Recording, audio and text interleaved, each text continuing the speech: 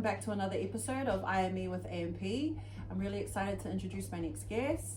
He has currently been traveling and doing a bit of things, but I'll get him to introduce himself. But I hope you guys are all having a fantastic Sunday, and I look forward to you guys listening into what we're going to speak about tonight. All right, awesome. So Justice, would you like to tell the audience a bit about yourself? Hi, my name is Justyce. I am 27 years of age. I am Samoan Māori. Bit about me, I'm originally from Brisbane, but I've been living in Auckland. I was living in Brisbane for about all of my childhood, and I moved here in 2014. And I've been here ever since. I've been living in Auckland, been loving it. I'm a professional dancer. What about me? That's pretty much it. Yeah. Okay, cool. Well, I'll tell you guys a little bit of a background on how I know Justyce. So we used to work together back at Foot Locker. What year was that? That was like 2015. 2015. Yeah. I met Justyce through retail, as I just said, at Foot Locker in 2015 to confirm. And that was the time when he was just jumping into royal family. Is that correct? Mm. So coming from Australia, Justyce, what would you say was probably one of the hardest things that you felt, having to leave your family and come to New Zealand? Just that Brisbane was all that I ever knew, and it was where I was raised. I didn't know anything about New Zealand. I would only come to New Zealand to visit family, so I had some family here, but I think moving over, I didn't have it as hard. Obviously, it was hard leaving my parents and my siblings, but having family here made it more of an easy transition coming to New Zealand. But it's always hard leaving family, especially leaving things that are all you've ever known, and taking that risk. So yeah. How old were you when you moved to New Zealand? I was 19. My goodness, that's crazy. Yeah. Were you would you say you were scared, nervous, fearful, or excited for, being able to join the royal family? I think I was very and it brings me back, but just it makes me feel oh man, there was a time where I was so driven by God, and you know what, it's a reminder for myself that I need to get back into my walk with God. But back then I was very strong with my walk with God, and everything that I was doing was just let him lead the way, and my faith was so strong that honestly, although I was scared, I just let him just take me, and whatever happens, I was at peace with it. And then I auditioned for Royal Family and I made it in, and then I was just okay, wow, looks like I'm moving here. And then that's when your journey started. I must say, guys, when Justyce joined our team, he is a pocket rocket when it comes to sales. Here he is. So you're super driven, which is probably one of the purposes why you've been so successful in what you're doing to this day. But to understand you on a deeper level, what kind of formations and training did you have to do when you were with royal family? Oh, all sorts. There would just be long nights. There was kind of a structure of trainings, a structure of a year. Every year was kind of similar. At the start of the year, we would have auditions, and then we would just have intense fitness trainings at the start of the year, and it would kind of slowly slow down throughout the year, and would just have standard rehearsals 3 to 4 days a week. And then when it would come to competitions, there were times where we would train every week. All hours in the morning sometimes, eh? Yeah. How in the world did you do that and then wake up and go to work? Because you still had to hustle to have money. Yeah. Plus you were doing dance. How did your mentality stand it, or was it your walk with God that worked? I think that, but also knowing that I had brothers and sisters that were there with me, they were helping me, oh, if you're doing it, I'm doing it. So it was kind of that influence and that vibe. It's oh, okay, we all have full-time jobs, we all gotta it was just that grind. Yeah, for sure. Yeah. And you guys were in retail at that time, man. Yeah. Which is crazy. It's funny with Foot Locker, I just remember when I moved to New Zealand, I was I just, you know what, I had no retail experience. The only retail experience, my first job was KFC, and loved it. But then when I moved to New Zealand, I was just like, you know what, just go for what you want. So I remember going to Sylvia Park. Honestly, that's what I'm saying. I was just so like, I just ticked that box with royal family. You know what, I need a job. So walking at Sylvia Park, and I just walked past Foot Locker, and I was just like, you know what, I'm gonna work there. That was crazy. And then I just had my CV. I made my CV, came in, and that's when I first met you. Yeah, correct. And then I got you to come back for an interview. Yeah. Yeah. And Justyce's interview. I was just so like, I was just too like, you know, infectious with my energy. She was just like, she couldn't resist. This is so true though. That was a good vibe. And we had a great team back then. Even with Justyce. Oh my life. The dramas. I have to say, guys, out of a lot of team members that I have had, Justyce was really intense. Like, super opinionated, super loved to always be right. And then, like, it would take ages for us to come to compromises. Yeah. But, like, you have to admit, I was very lenient in terms of when you needed to get, like, to go to your, like, different gigs. And that's the thing with being in dance, is that it's really hard to find a job that you can, you know, like, because you don't find out gigs sometimes till, like, the week. And it just happens. So, like, you know, that happened for ages. Yeah. Right? And so, you know, coming into yourself now at being 27 years old, like, man, you've done some pretty epic stuff. I'm not even gonna lie.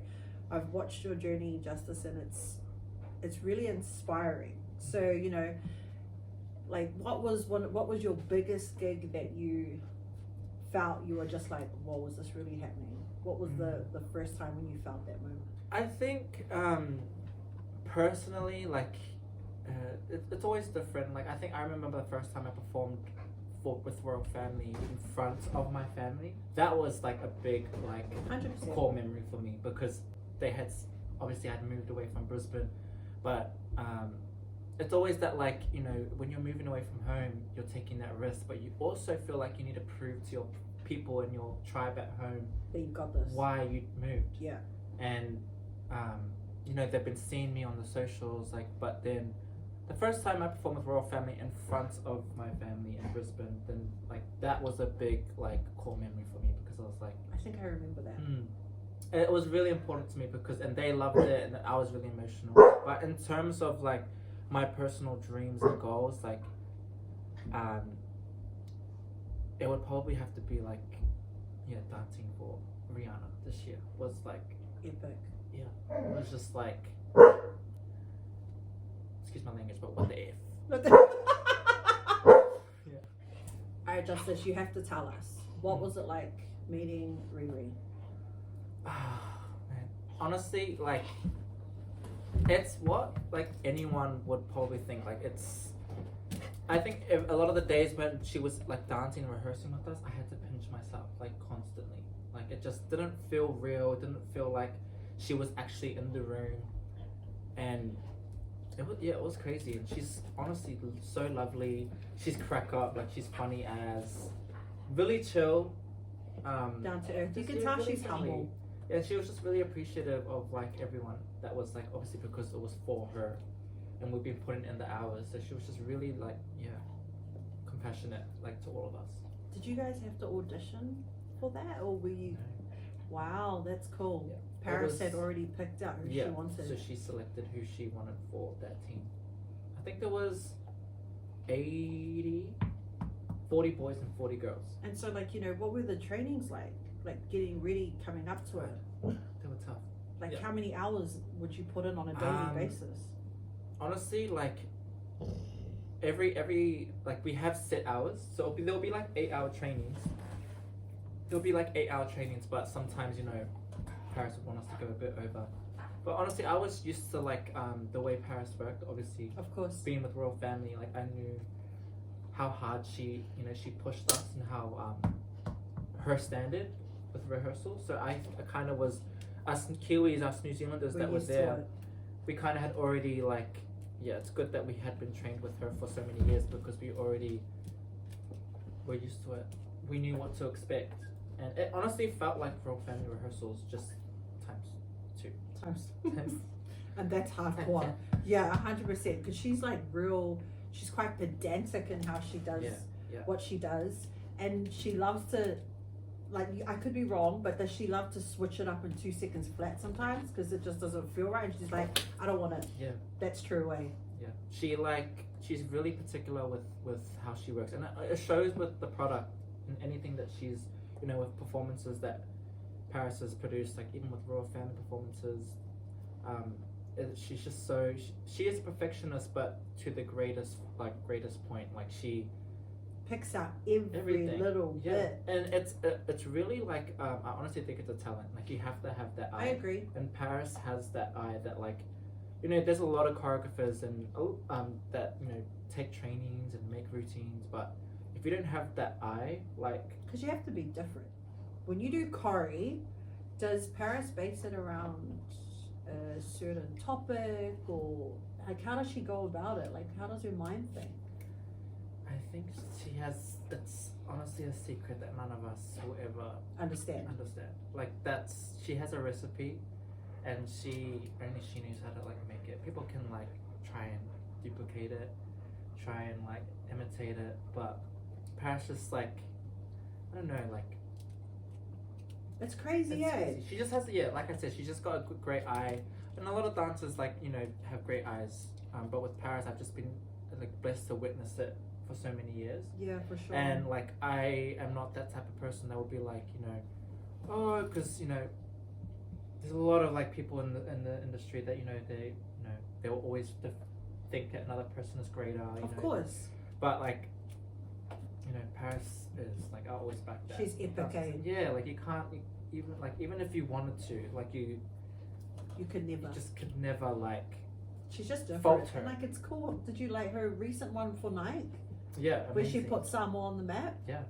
I was just like, I didn't see that because it just went crazy on Instagram and TikTok. I didn't know what people were talking about, and then everybody was posting up stuff like, Paris got Nike to make a Bulgari. Like, what in the world? Yeah. How in the world did the concept even come, eh? I think that's but that's all we really want to do, eh? Like when we reach like a certain level of success in anyone's lives, like you always want to pay homage to. Of course, your where you roots. come from. Yeah, like, totally. And that's just because a lot of people may not see it, but like that's people only see what's on the outside. But that's how, for me, that's how I feel whenever I may not express my culture as much, but or dive into it as much as I do, but like to me, like it doesn't change how important it is to me. And so whenever I go do all these gigs and stuff, I always like just remember where I'm from. Try to remind myself where I'm from, and I think Paris is the same in that way. It's wild, like to think that you were in New Zealand trying your hardest to get through the royal family, and now you've already danced for Riri. Yeah. And I remember back at Foot Locker, I used to always ask you, Justyce, if you could dance with any famous like singer and stuff, you'd like, who would it be? And you always said Taylor Swift. To the death. I don't care how many people don't like Taylor Swift. It'll always be Taylor Swift. So like how do you feel for you to get into that caliber? Because you've done Riri. That's that's already next level. But honestly, I've been manifesting it so much. But what's even crazy about it is that my last gig that I was on, Blackpink, like we performed in the same stadium as Swift. But see, only Beyonce, Blackpink, and Taylor Swift were able to perform at those type of venues. Yeah. Okay, since we're on the topic, Blackpink. Are they a Korean? Yeah. Okay. Yes, like a K-pop girl group. Yeah. So like, how in the world did you come across that? Through Kyle Tutu. He's another amazing choreographer in New Zealand that's kind of like leading the way for New Zealand and kind of just setting a path for a lot of dancers. And did he like reach out to you, or did you have to audition, or? Yeah. No. He reached out to me, and then the rest is history.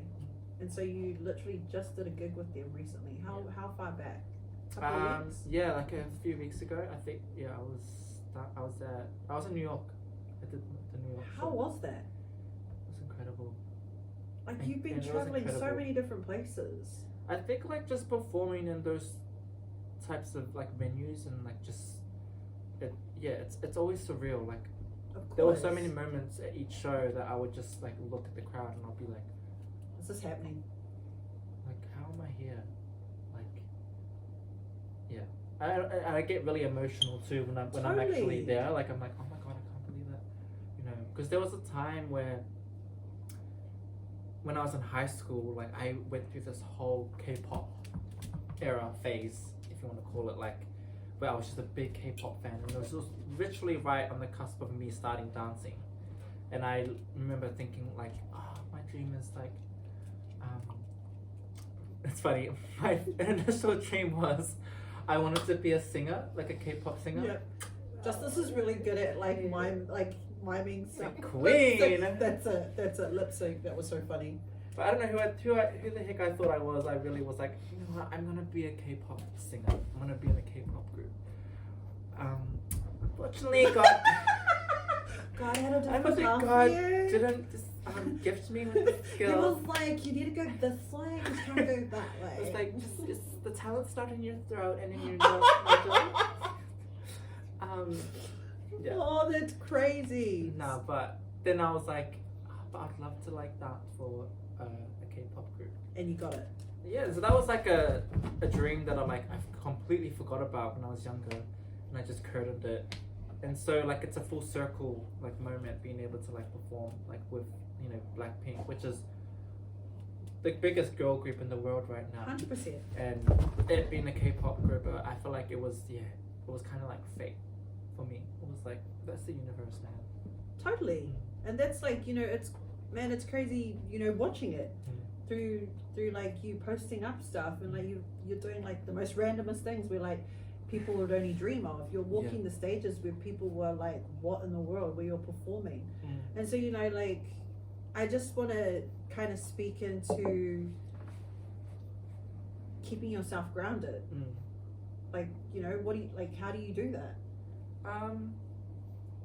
I think it all stems down to like how I was raised with my family. Like we've always, you know, my family was like raised, you know, very Catholic, and I feel like it's similar in a lot of Samoan families. Just even with our customs, Yeah, like for it's, sure. Just you the know, values. Yeah, the values and the beliefs, and I think that's been the way I've lived growing up. So I think it just kind of, you know, seeps into everything and how I carry myself now.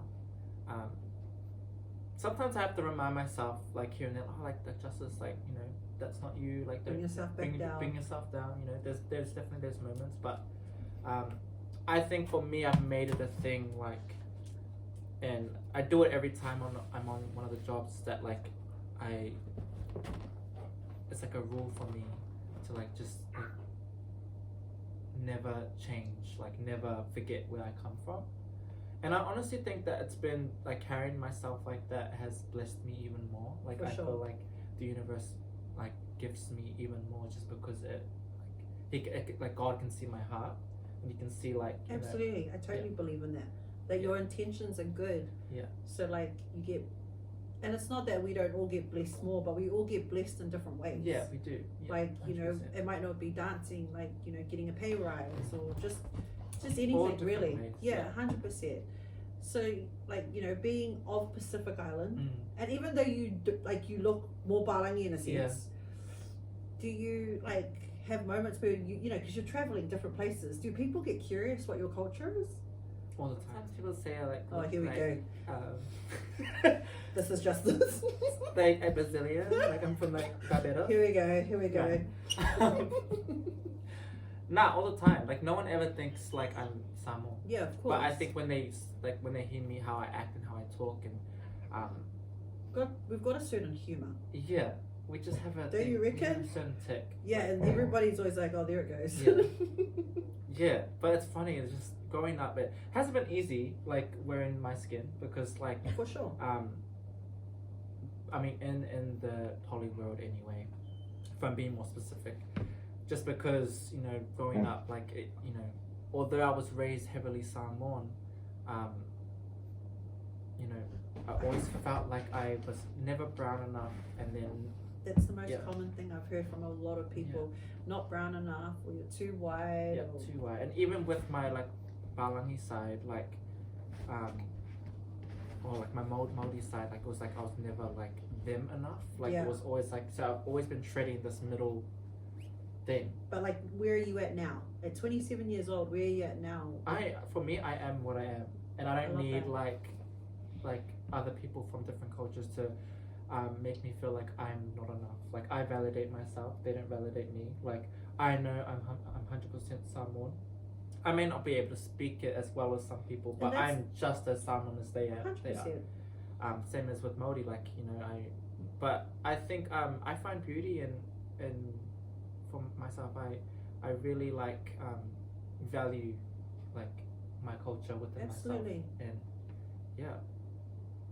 At least it took me a while to come to that, but yeah, that's where I'm at now. That's really good. And like, I have to ask this, did you ever have times where you felt not deserving of the things that you were getting?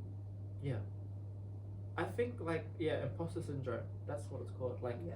I think I don't know where it comes from. I feel like there's been times I've had that a lot when like sometimes I'm like, wait, what the hell? Like how am I like how is this happening to me? And then I have to quickly remind myself and tell myself like, no, it's like you Like got here you because did this. you deserved it. Like and there's sometimes always that battle. Like Of course there is. Like, we were literally just having a conversation before about like sometimes everything feels so surreal. Yeah. And then like you said before, you have to pinch yourself sometimes to be like, no, this is actually happening. Yeah. And like, to get to that point, don't you feel like you want more now? Not in the sense of like being greedy, but just like you want to chase more of your dreams now because you've been able to accomplish that. Yeah. So you want to go to this and then. So like, what drives the mentality to keep that going? I think for me, like what drives me, like especially this year in general, is like because there was a time, like I would say there was a couple of years ago, there was a time where I really felt like, although I dedicated myself to my craft, like there was a time where I felt really like, okay, like where's this going?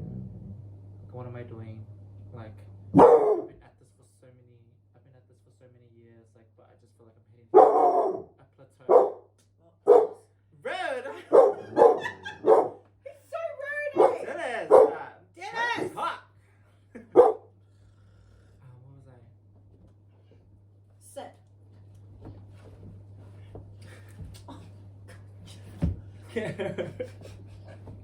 Can you sit, please, son? Sit. Ugh. Do you call him your son? Mm-hmm. Now I'm that guy. I'm that guy.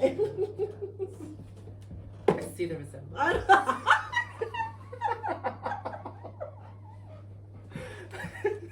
Oh, he must get his. Things will be rich.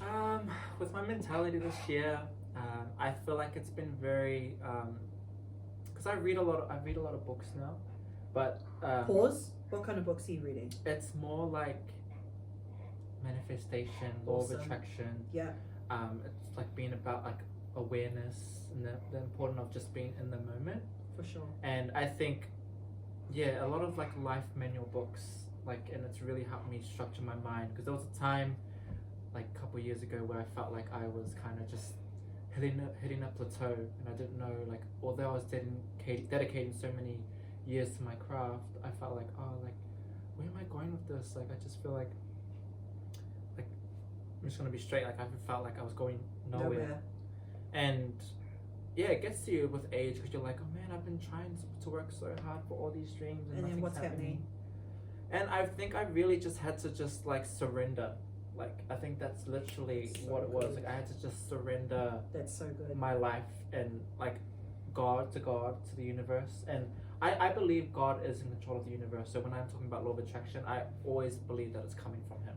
Oh, for sure. A lot of people, it's funny you bring this up, because a lot of people are like, people that think that manifestation and stuff, like, that's not godly. So I feel like all of these like manuals and these like practices within these books, they're talking about different approaches to how you should live your life. But I read it and I apply it, but I always know it's coming from God. yeah, I think that was really it. Like I just had to just like stop putting so much pressure on myself and just surrendering control For sure. of like me needing to get there and just And that's when things started to change. Yeah. Because I started to look around and look at life differently. And Pause. When you say look at life differently, what were some of the things that you had to do? Can you kind of speak into it? I think a lot of it was like just because I was so scared. There was a lot of fear. There was a lot of fear, and fear really controlled, blocked me from doing a lot of things, and I really had to just like surrender myself to fear and give it consent, like, but in a sense of like allowing fear in my life and letting it like not consume me, but like If There it was- happens, it happens. there was this podcast that I listened to, Awesome. and it really like shifted my mind a lot. I remember after listening to it, and it really like I remember bawling my eyes out in the car after I love listening. that. And it was specifically about creative people, how to like live your life through fear with creatives. And the lady that was talking on this podcast, like she had this like, you know, method, like a way of looking at fear, a way of looking at things and how to do it. So like she just said, like, picture yourself that you're like driving a car, and you know, joy isn't like your joy is in the car, like all the good feelings are in the car, and then also fear is in the car, but fear is in the back seat, but fear really wants to like, you know, jump in to the the front. Wants to jump to the front, but and also wants to drive the car.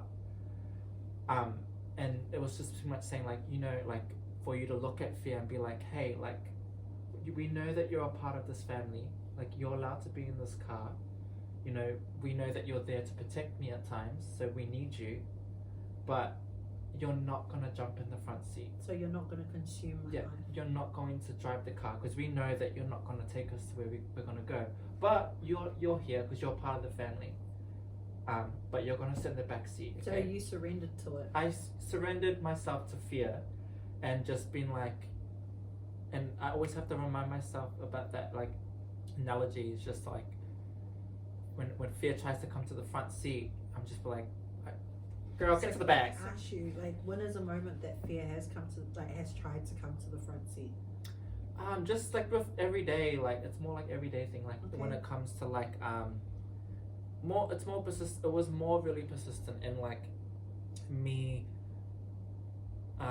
chasing my dreams of dance, like always trying to take that next step. Fear would always pop up with times where like I feel like fear is really smart. Like it'll come up when it's at a time where like when you're at the cusp of something that might change you, you know, like it'll show like, and that's why it's so real. Like when people say like get out of your comfort zone, like otherwise you'll never change, because fear resides in that comfort, like, you know, that For you know, sure. outside that comfort. See, like there's been times where even if it's like an audition, like, you know, the like right before an audition, like fear is the loudest person in the room, right? And like it'll scream at you everything. It'll scream at me like, oh, you're gonna be so stink, you're gonna muck up. Did you just see that other person? They were amazing. Yeah, like he's like, did you see them? Like there's no way Yeah, how can you go against this like, person? you shouldn't even go. Like what's the point? Like you're just wasting your time. Fear can be so loud, but then honestly when you actually do it and you just like push fear to the back seat and be like, girl, get to the back. For sure. When you do it, man, like the other side of you, that little obstacle, like all the rewards, It's just like crazy. it's crazy. Like I remember I had this audition recently, and it was happening to me, and honestly after that audition was over, I was like, wow, like I was really combating with fear right before this audition, and I almost was telling myself that I'm not gonna go do it.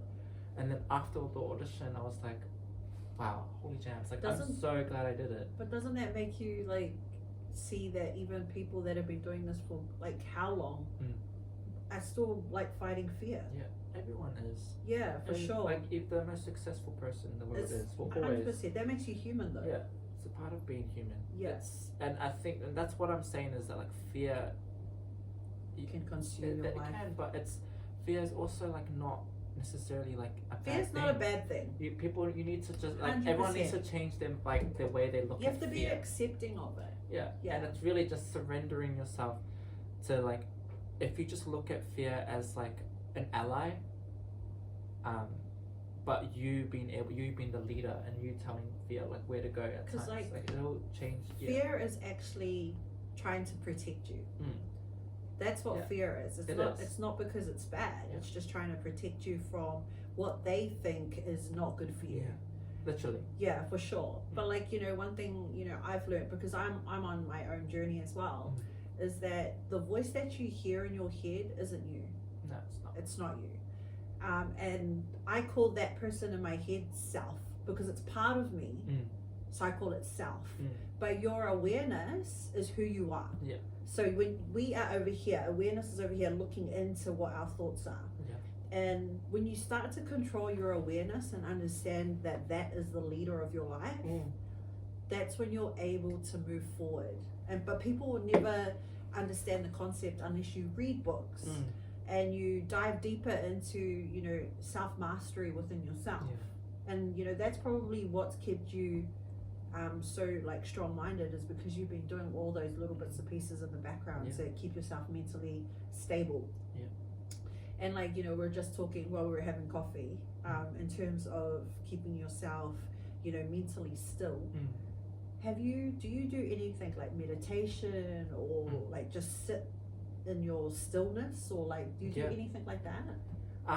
Like for me, one of my biggest things is fitness. Like fitness is like my kind of go-to for like just managing my mental health. I think like with fitness, it's more so like I do like the grind. I do like the goal chasing, and like obviously like living a more healthier lifestyle. But for me, it's mainly for like it's kind of like latched onto my mental health in a particular way, just because like when I first started my fitness journey, it was at a time where my mental health wasn't at the greatest. So I think I have that kind of connection to it. I feel like a lot of people do anyway. Yeah, for sure, because it's different. It's like it releases a whole lot of goodness. But you just have to like I'll be like, I know a lot of people will probably understand this thought. Like, how do you keep yourself consistent? Being like okay with just like not having like, for me, I just have to tell myself it's okay sometimes. Like it's okay if I'm not like all the time like hitting like the gym like 4 times a week, 5 times a week. Like just being okay. Like there's a balance, but life is all about balance. For sure. Yeah.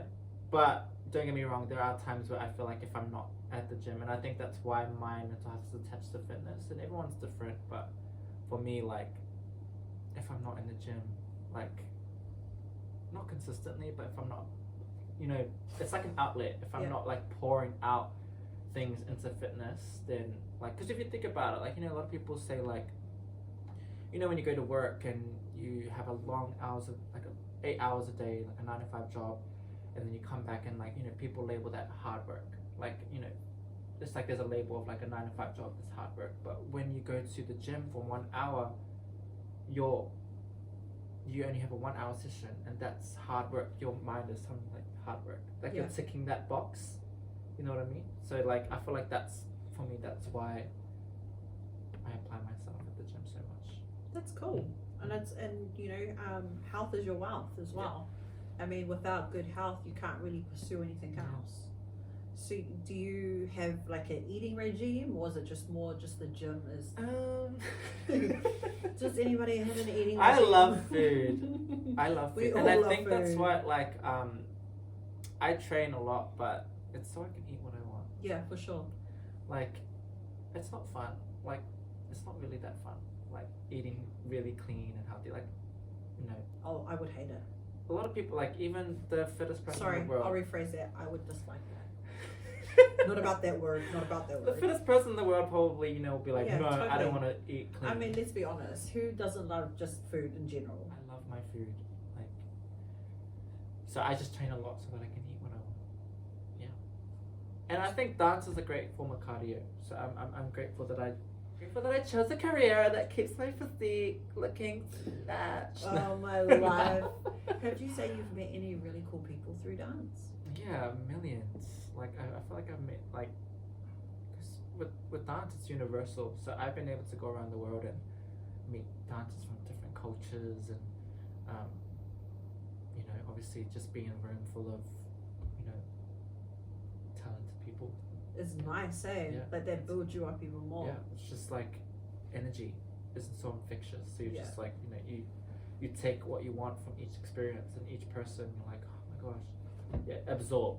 Yeah. Well, like, so, now that you're, been doing quite a lot of gigs and traveling the world, what is Justyce wanting to do in the next, like, 5 to 10 years? Like, what's the outlook? I want a house. Whereabouts though? New Zealand or Australia? I can honestly see myself going back to like Brisbane at some point in my life, but I don't know. I haven't really thought as to where. But like next to 5 to 10 years, like I just want to be, just kind of just on the same path where I am now. We're just doing something that I'm really passionate about. Yeah. Because I don't know if my my dreams will change in that time, but just carrying myself and just having like a good mindset of things and just being content with what I'm doing, but also just I think because there was a time where before I started doing the things that I'm doing this year, I neglected some of my dreams, and I had to really uncurtain, like I curtained a lot of my dreams, and I was applying myself in different areas of work. So I feel like something that I'm doing this year is what I want to continue to do for the rest of my life. It's just being authentic with what I really want to do in life, and not letting fear stop me from doing the things that I really want to do in life. I just want to ask you a question in terms of you just said there were some of your dreams that you curtained. Yeah. Was that because you just felt like you didn't have the?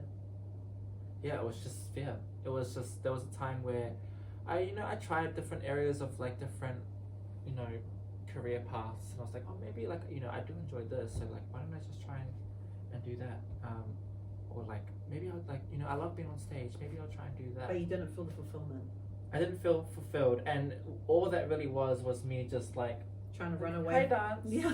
Trying to just run away. you're gonna have a break. Let me try, because it's not, dance isn't in my mind. Dance isn't working out at the moment. So maybe there's another calling. But what that really was fear being like. But don't you feel like you learnt some lessons going through all those little bits of stagnant moments? And I definitely do, because I think when I finally surrendered control of everything, and I think God is such a he like rewards the brave. So I feel like if he watches like everyone's pathways, and he can see your choices, and he can see all your lows and your highs, and I feel like for me, like as an example, like he saw that like I was about to give up my dream, and he could see that like I was trying to do all these like career paths, and the only reason why I was going to give it up was because of all these feelings. But then he saw me finally like understand and get it and click and be like, no, like I do want to do that. Like I returned and I decided not to give up. Yeah. And I feel like that's kind of played a part in like God kind of just, I don't know, I feel like I find meaning in the things that I'm doing now, and I feel like it's because God obviously just can see that man, like he didn't give up, and like you like God gives you a talent for a reason. And so I feel like you finally found your purpose. Yeah, 100%. Yeah, which is really cool. Scary but cool, because not everybody's willing to go that far. I love that. You seem so much like when back in the day when Justyce was, you're very like loud and proud and just out there, but now you seem so much more mature and calmer and just a better understanding to who you are as a person. Yeah, but there's some things, but yeah, no, I feel like it just comes with age. Like I think life is all about learning, and like, I mean, just you learn so much every year, and I'm blessed to be around people that are like-minded. Yeah, like-minded, and I think it's important to stay around people who are like-minded. 100%. That are driven and understand Yeah. their own inner goals. So you've been with your partner. So you have a partner, yes, and you've been with him for 6 years. So you're both dancers. Yeah. How does that work? I think it's kind of the blessing in it is that we are able to just kind of just feed off each other. Yeah. And just kind of influence each other, inspire each other. Obviously, when you like, it can come with challenges, like obviously because you want the same things. Yeah, for sure. But we really had to get to that point where we really were like, had to just realize that, you know, like our paths are different, like, and you know, like your wins are your wins, my wins are mine, like, and just just be happy for each other. Be happy for each other. And I feel like it can happen with any, you know, couple that's within kind of the same area of like career paths anyway. Like it can happen like a lot. But yeah, no, I love dancing with Jono. I love like being able to like have dance with Jono as well, and like sharing the stage with him. Because it's the same passion. Honestly, it's amazing. So you just thrive off each other's energy. I find it hard when you guys are away from each other because, like, you know, you guys are doing different gigs and sometimes you're traveling. So, you know, your recent gig, how long were you away from home for? They're only like short little like stunts. Like stunts, how long? Yeah. How long would that be? Some of them, like, I mean, for Super Bowl it was a long time because it was like. How long were you away for the, Super Bowl? Super Bowl was like, I would say almost like 6 weeks, 7 weeks, I think. But like, you know, during that time when you guys are at the Super Bowl and you're doing your trainings and learning the choreo and all that kind of stuff, do you guys get free time? Yeah, like you do get. It's just like a job, an 8-hour shift, like and then you get to. Do you get days off? Like you, I mean, it's like there's contracts there that like, you know, it's like a normal like job. Like you can't work like a certain amount of time, like days. Like there's a limit to how many days you can work, and then you get a day off. Like, but it's also really cool to see like, especially going over to the United States. It's like seeing like, wow, there is actually like you know, like people there that actually support dancers and what they need and like what, you know, because like and their rights, like all dancers' rights. Because like, let's be honest, like with Royal Family, you were so used to all those kind of gigs, right? But like, you know, this was an actual like gig where you're like a professional, like, I mean, you're a professional dancer with Royal Family, but you're going into like someone that's of that caliber. Yeah, that's crazy. That would be crazy. It was definitely scary too, because I mean, that's why it's another like, another part of me is always like screaming because I wasn't a trained dancer. Like I haven't trained like a lot of professional dancers in the industry have. Like a lot of dancers in the States, like, you know, they started when they were younger, like when they were little. But that's how much Royal Family can impact your life by dancing for them. Yeah. Because like it's one of the most well-known dance groups in the whole is, world. like I feel like if you were to spend a few years in, like even just a year or a couple years in RF, man, like your skill set would just like go next level. It's crazy though because Paris just loved dance and that's how she got into it. It was just her passion for it. Yeah.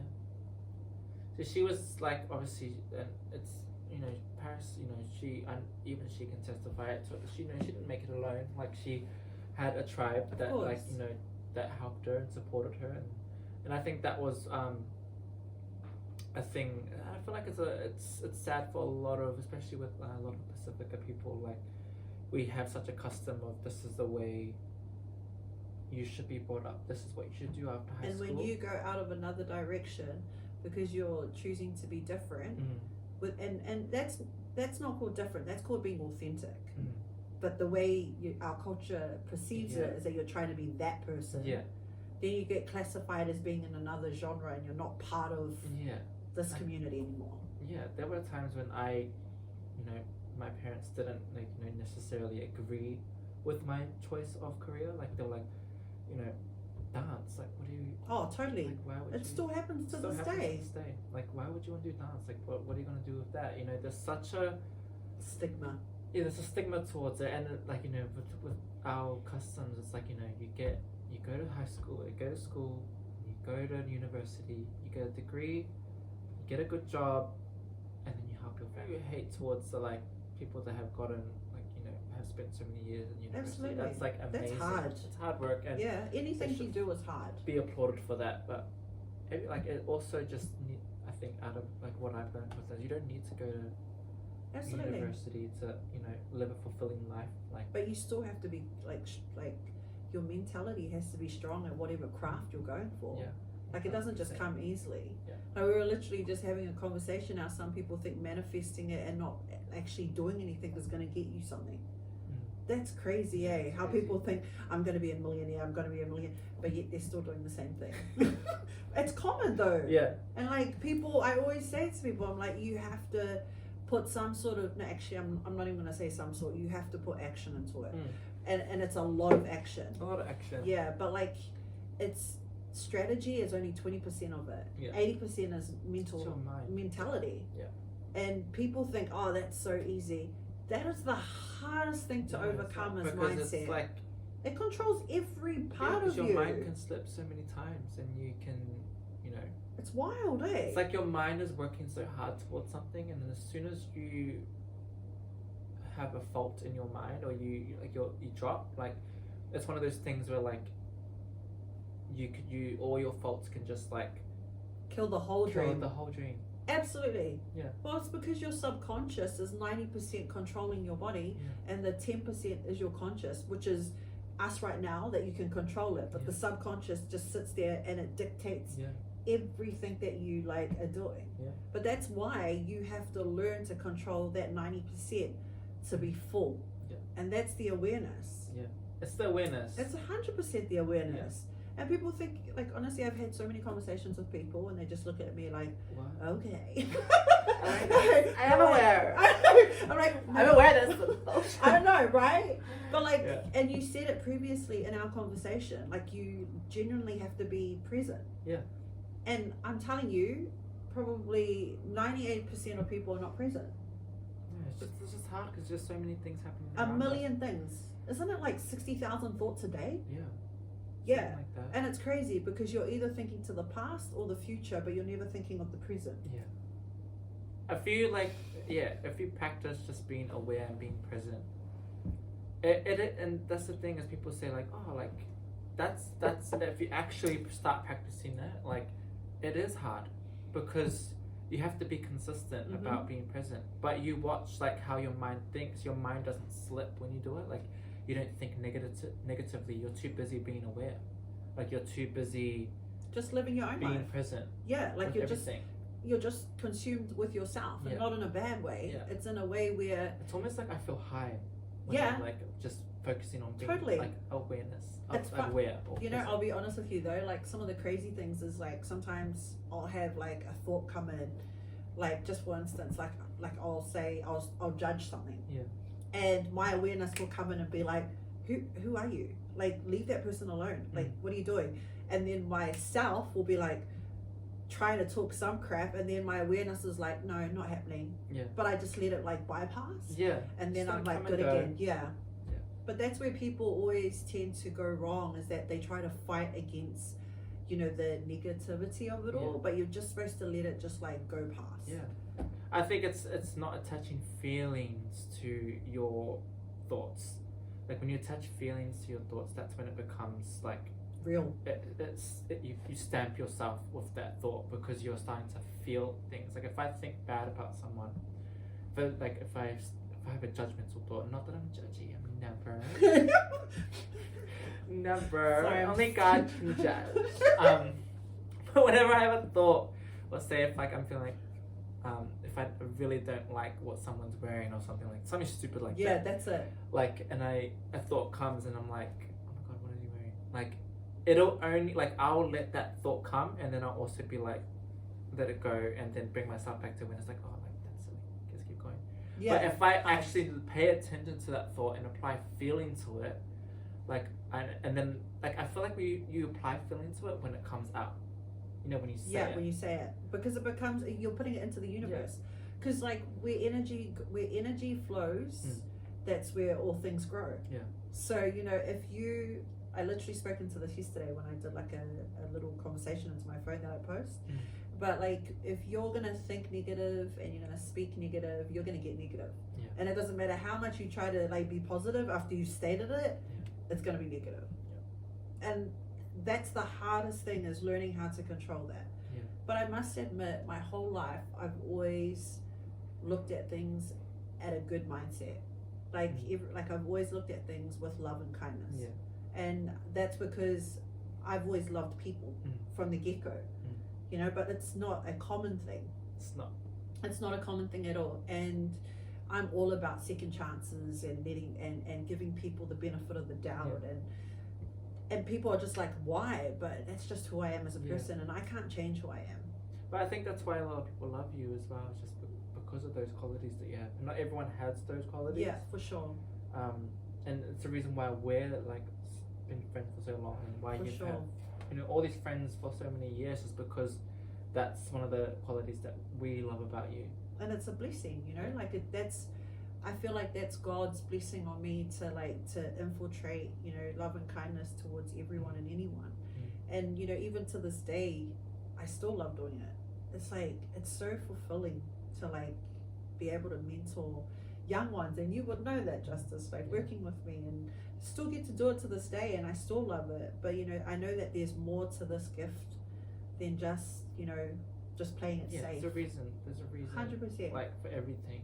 There's a reason why you were placed as like my manager when I first started here. You know, I needed to feel, you know, there's a reason for everyone that comes into each other's lives. You know, like some are like part of the chapter, or some are part of the whole book. Yeah, and I like to look at it like everything applies. Like everything like is a stepping stone to everything. Like every experience that I've had, like I always take like, oh, like even if I feel like, oh, like that was a fail, like it's never a fail. Like that experience, I'm gonna take that and I'm gonna add it all onto these little blocks, and everything matters. Like every experience is 100%. always like Everything is a every person you meet, everyone is all just like adding on to just life, and that's the beauty of life. For sure. Or just like a learning. That's crazy. Yeah, for sure. And like people, you like just have to stop overthinking things. Like that's what you know, us as humans do, is that when something bad happens, you're so instant to like judge it. But like sometimes when something bad happens, you need to look. Okay, for an example, like your car breaks down. Yeah. You could have avoided a car accident.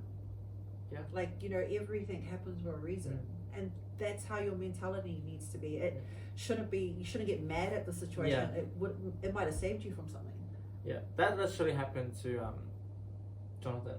Okay. The other day, like his tire, like, was punctured, and then he had to like I think he was late to work, but like he had to go that morning and get his tire. Like, and initially he was angry at it, but then he came in and was like, you know what? That like maybe that's God just being like, you know, what if I was to drive on that tire? And like it's all about perception and how you look at it, and like absolutely.